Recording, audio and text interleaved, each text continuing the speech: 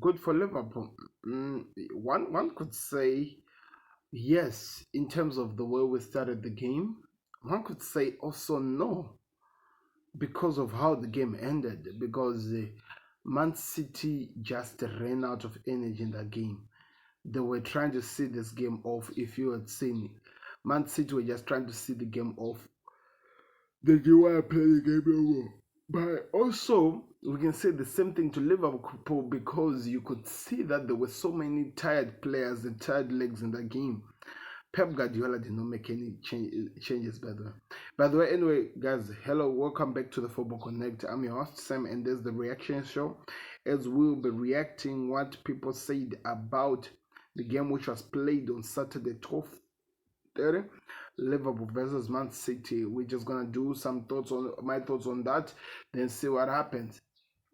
I said it before the game that if this game was played at least some hours later, it could have been a different game. Even if it was played on a Super Sunday, could have been a different game than what we saw on this game, because in the first half, City came like a house on fire, and they did as much as they could. They tried to cause problems. They tried to do as much as they can, but you could see that in the second half they disappeared in the game, like what Nicol is saying. But also the effects of the game being played at 12:30, a big game like this, everything, we could see the problem in the game. We could see why this game, it was the wrong time it was played at, because we were not able to see the full potential of this team, as well as even the crowd. The Man City crowd could not just get into this game because early in the game you just want to wait up and wait, especially for a big game like this. Hence why Pep Guardiola was complaining in the end. I even talked about this. You can check it out on my thoughts on the game. I did it when I was talking about how the game came to an end. But it's all exactly about what the ESPN guys are saying, because as much as Craig doesn't want to talk about the 12:30, it had everything in this game. Like I'm telling you, how many South American players who were in this game from Liverpool who you could see that they were tired in this game? We're talking of Alisson. You saw how many mistakes and errors he made. We are also talking about Darwin Nunes. Liverpool could not hold the ball. He could not hold the ball again, like what Nicol was saying. Salah could not move with the ball. We also saw the other guy. Who was it? Jota could not actually get into the game.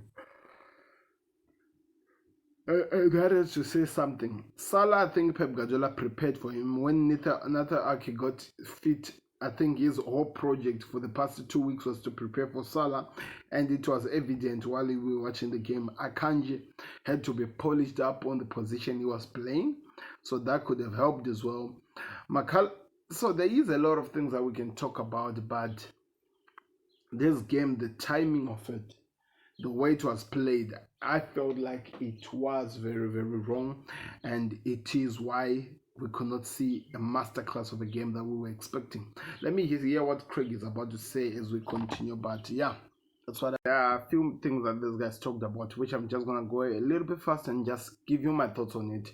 The first thing, when we talk about Manchester City not able to keep a clean sheet, I actually feel like if this game was played with all the teams 100% strong, City were going to suffocate.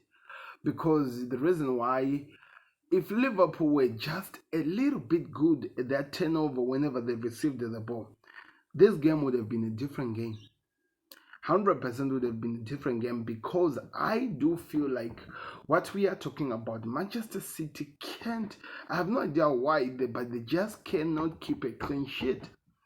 And one of the things that helped, I think, was to bring back Nathan Ake early from injury, because I felt like he knew how to deal with Salah. I felt like Govardio would have suffocated with him. As much as he's playing at that position, I think he feels like he's been left alone number three position. He's just a raw defender, like what Steven Nicol is saying. It might be harsh to hear, but that's true.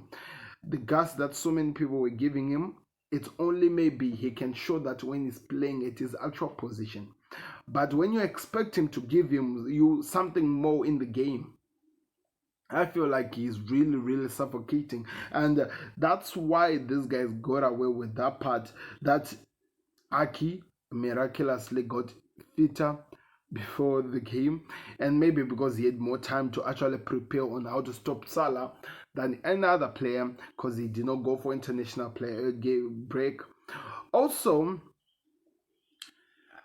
we can talk more about whatever that was happening in this game, but Liverpool, they were affected morely also because of the players who came, late from the international break, the South American players, Alisson being one of them.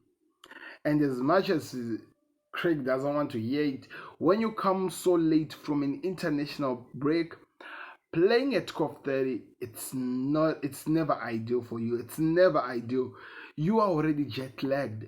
McAllister talked about it that yesterday when he was trying to receive information of how the game was going to be played from Klopp in a meeting, he was falling asleep.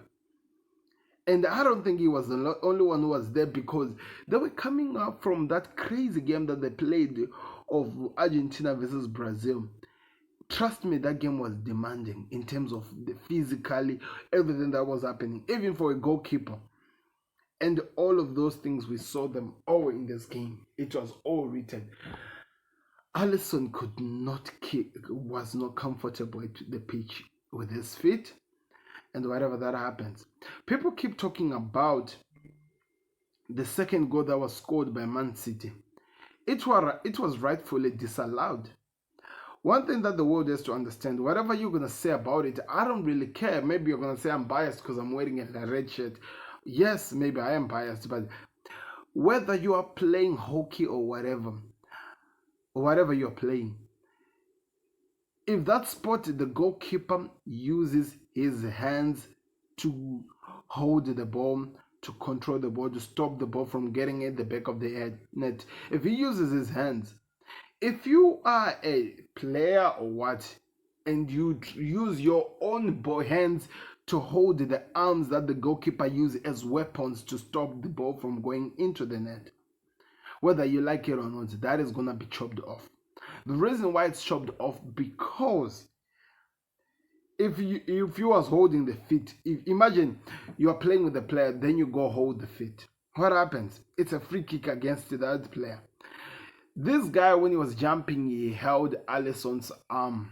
He was holding him by the shoulder, and the guy is trying to hold the ball up to the net. So that led to him losing the ball he was trying to hold.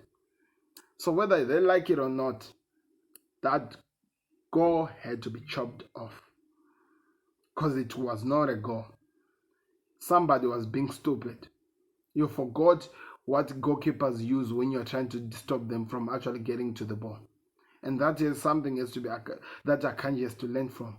Anyway, let's move on, because there are other things that they need to talk about as well. This becomes very, very interesting when you hear what Frank Leboeuf is talking about, that he really enjoyed this game as from watching from a point of not being a fan, just being somebody who's a football fan who's watching the game. He saw that these were two juggernauts who were pushing themselves to the limit, trying to get something, and maybe coming up with a victory at the very end, which never really materialized. But if we had continued playing the game, I knew for a fact that Liverpool would have gotten something, because City just wanted the game to come to an end. And that's a fact.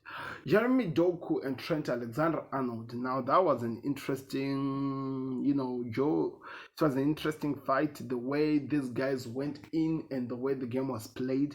They tried to cause problems, but they just could not. He just could not. I felt like Jeremy Doku was too gassed to a point that I think he went into this game trying to prove something. Frank is saying that he wanted to show what Craig is saying that he wanted to show what he did to Bournemouth, and he was hoping that could be the thing that happens.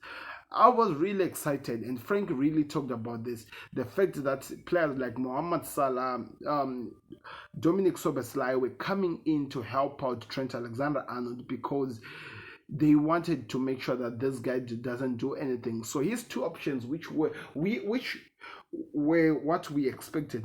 Jeremy Doku is dangerous when he pass through you and go straight with you, because at that position it's difficult for anyone to make a crazy tackle. It's a penalty because it's already in the 18 area, or whatever he does. So what these guys were doing, and I felt like it was very, very intelligent, was to make sure that they protect that position. And Trent Alexander-Arnold, I think, as much as people might not really do this, you have to give him really so much respect in terms of how he was managing Doku. He made sure that if he was going to try to get in, he took the long route. And when you're taking the long route, it means you go straight with the line of the 18 area, trying to corner in, and in most of the moments either he loses the ball going out, or maybe he tries to kick and it's already something that Van Dijk, Alisson already set out either to clear even Matip or even to hold on to the ball. That was done so well. Or maybe when he tries to do his position, he doesn't pass through where Trent is at, but push him inside, but not in the 18 area, but inside, like coming back in, where you could see that Soboslai, McAllister, and sometimes Curtis Jones were set up in that one with just behind them a defensive line, which meant that either he tries to shoot or pass it elsewhere, and they have to go again and try to renew the bomb, which was very, very, very important, because as much as he is lethal, as much as he's dangerous, he's not afraid to take on players one-on-one. He became kind of like useless. His chances, his touches, his clearance, his creation became anonymous. So I felt like they dealt with them so perfectly well. And as much people are calling on to Alisson, as much as they say that he did not do well, he did not do perfectly well, Craig just mentioned that he stopped a goal from Phil Foden, which was going into the back of the net. And that was a crazy one. So as much as we can say he had a terrible game, he also had an amazing game because he kept on stopping this team. And I'm even still confused that after all we talked about, nobody's talking about how Phil Foden was like in non-existence. We did not see him in the game. The reason why we did not see him, I think Konstantino Tsimikas dealt well with him and stopped him from being lethal. So these are the days where we are in, where they're just trying to look at what Liverpool made wrong, but not talk about how City disappeared as well. And one of their, young stars could not even do anything. So it's very important to give, that balance and give us all the sides of the story. But it was a good game in the very end. We saw two teams trying to battle it out, trying to come up with a victory, but somehow the victory never came. But it was a good game to watch. I really enjoyed that game. I really enjoyed that game, and I can't wait to see where these teams go forward next. So do me a favor, click the like button, subscribe to the Connect. Let me know, do you agree with my assessment over the game? Where do Man City needs to improve, because they are allowing teams to score them at will, as well as where do Liverpool needs to improve, rather than maybe the exhaustion that they had the whole team. Anyway, click the like button, subscribe to the Connect. I'll be back again with another reaction, maybe later today or tomorrow morning. Just expect something. I'm out. Peace.